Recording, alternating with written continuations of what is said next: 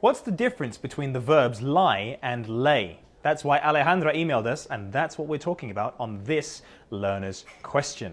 Now. Ha!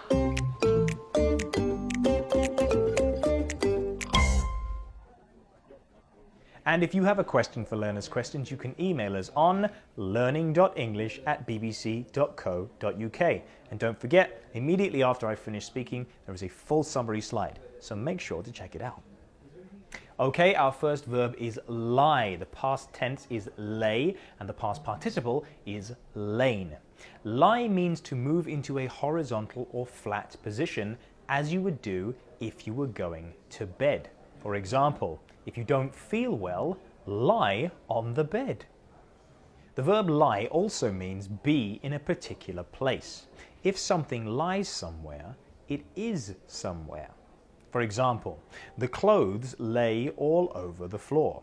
Or, my home lies 5 miles east of London. In this way, using lie for place, we can talk about where blame or responsibility lies.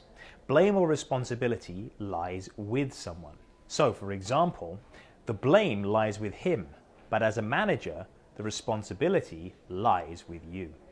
In the same way, and formally speaking now, you can use lie to talk about the place where a person is buried. For example, Charles Darwin and Isaac Newton lie in Westminster Abbey.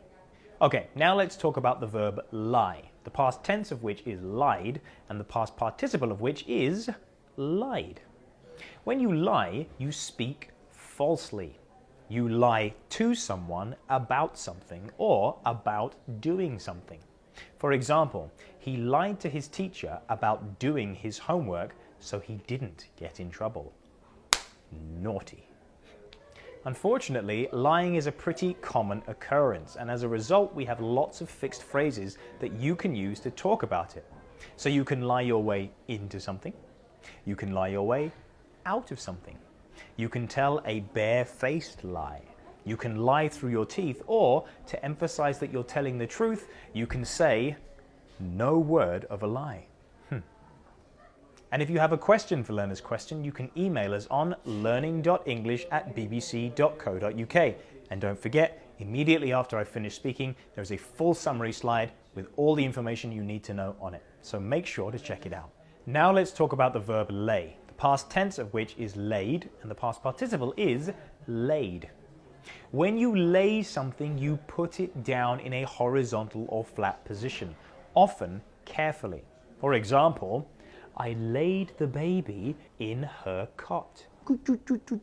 There you go. Do not confuse this. When you lie, you put yourself in a flat or horizontal position.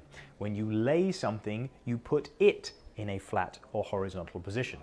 For example, I laid the baby on the bed, and then I lay next to the baby to sleep. Because lay means put something down, we can talk about laying things like carpet, or railway track, or in a metaphorical way, we can lay a dead person to rest. So, for example, Isaac Newton and Charles Darwin were laid to rest in Westminster Abbey. The verb lay can also mean prepare. We talk about laying the table for dinner or laying a place for someone. For example, Mom, how many places do I need to lay at the table for lunch? You can talk about laying a fire. That's where you make a fire ready to burn. Or we can talk about laying a trap. For example, the hunter laid 3 traps in the hopes of catching some dinner. And of course, any animal which can push an egg out of its body lays that egg. Thank you very much for your email, Alejandra. I hope we answered your question. If anybody else out there has a question for Learner's Questions, you can email us on learning.english@bbc.co.uk. And don't forget, there is a full summary slide coming just after I finish speaking. I'll see you next time on Learner's Questions. Bye, everybody.